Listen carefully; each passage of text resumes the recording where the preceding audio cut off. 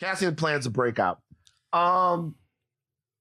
Cassian's plot in this episode, you see him trying to ratchet. So let me back up real quick. Cassian has an understanding of the ethos and the guts of the Empire. So he realizes that the Empire is not going to be listening to them because he's experiencing the Empire or has experienced the Empire, I think, in a different way than most of the guys that he's locked up with, right? But he can't convince them of that. And even though there's some other guys that are trying to break out, the one guy he really needs to get through to is Andy Serkis because he has some of the inside knowledge. And it seems like Cassian's version of the Empire and other people who are still trying to hold on to what they think is the function and order of the Empire was kind of a back and forth in this one. And losing the old timer, the old timer was almost symbolic of the last shard of belief that some of the guys had in the system that they were in. And once he died, obviously, Andy Serkis turned. What was Cassian's biggest role in this particular episode? Because it wasn't a Cassian-driven episode at all. I mean, he spends like the entire episode trying to, figure out how to leave, right? He's, sawing something in the bathroom. It looks like he's talking to the homie. Like you see that everything that moves is an electric. He's trying to get Andy Serkis. He's like, hey man, like what's the deal? He doesn't want to give it to him. I think this episode for him was finding allies, like finding the ally to get out of here. And like, again, we get that scene at the end and we're like, yeah, it's about to go down. They finally figured out, hey, there's no staying here. We die here. Yeah. And so I think that was his whole run through this episode.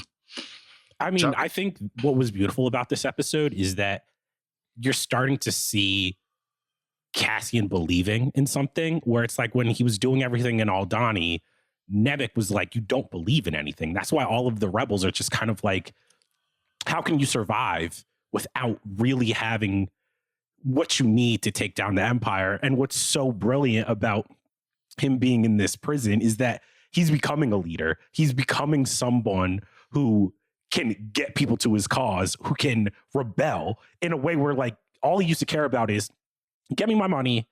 I'm fighting for myself. I'm out of here. And for this, he's still fighting for himself, but you can see him starting to care about people besides him. Like, I think besides Serkis, I think he takes Olaf's death hard. He's been trying to keep this man alive for so long. And it's like Diego Luna is doing an amazing job just evoking how this state, this police state can drive someone to finally believe in something bigger than themselves.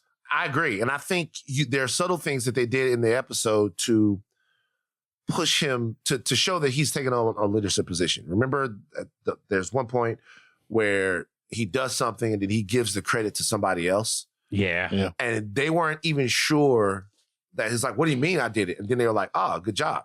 And then he looks at him. He's understanding what he needs and how he needs to mobilize and activate people in order to get them to at least not snitch on him if he's doing something crazy. Because he needs to sort of endear himself to the people around him and convince them that he's a good guy. So whatever crazy shit he cooks up, they're more likely to go along with it. He's understanding how to not just be a weapon, but how to be a leader. Because we know Cassian Andor later on is going to be somebody who is very charismatic to getting people towards his cause. And this is the first time that it's just him. He's not being run by anyone. He's not being put in play by anyone. He's not doing it for money. This is just him having to figure out how to rally people to his cause. And I thought that he did a good job of that in this episode. And he saw where those opportunities were. A little opportunistic, but he saw where they were. You know what I'm saying? I think it's brilliantly done because he can see the like flames of a sort of like prison riot rebellion happening because of everything that happened on level 2, because there's all this like, misinformation and confusion amongst all the other prisoners, and they're trying to figure things out. We can always still remember that Cassian's still that guy that shot somebody in the beginning of Rogue One just so that they knew that he wouldn't snitch. Is he He's that still guy? Is he that guy yet? He's not still that guy. Has he become that guy yet? But if you contrast what he's doing just from the job prior, like him being there for money, him being there not really for a cause, but just kind of getting the job done, he's not. He can still kind of rely on this being about survival. Like, I need to get out. I need to survive. I need to make this, like, I can team up with whoever. I know how to work and operate people and bring things over to my cause, but his cause may or may not still be with the rebellion. He knows that this is bad. He knows the oppression and all the types of mental breaking that people can go under. But like, I'm still curious about where that manifest that he's still kept is, because like he has yet to read it. He has yet to like really like fully come aboard with it. But I think that this is a very, very good step in his direction to who we meet in Rogue One. Jomi, are you planning on participating in the podcast? I was the one who started the conversation. Listen, you know what I'm saying? I was the one who started it. Listen, Jomi's in New York. He got an attitude now. Like, hold on. No, Let's talk about Come Jomi. on, bro. That's not what I was the one who started the conversation. Okay, yeah, what's up? Jomi jumps on the podcast and he's talking about all the places that he'd been to when he was in New York and all the fucking people that he learned. And then he just starts being rude to people. That's not true. He's like, New York has changed, Jomi. That's not what happened. The ladies knocked on the door and Jomi was like, "Get the fuck out of here!" He turns into Captain. It's about survival. Kept blasting Ice Spice and shit. Like, that's not true. What is going on? What's happening with you, bro? What are you like? What you saying? He just said Ice Spice. Yo, B, yo, God, yo, B, you feel me? yo, God, listen. you feel me, B? Huh, son? Son?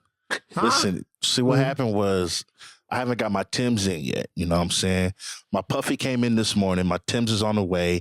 And I got to go down to the lid store to pick up the Yankee fitted extra brim. You know what you should do? Jomi, I don't think that you should wear Timbs. I think you're more of a lugs kind of guy.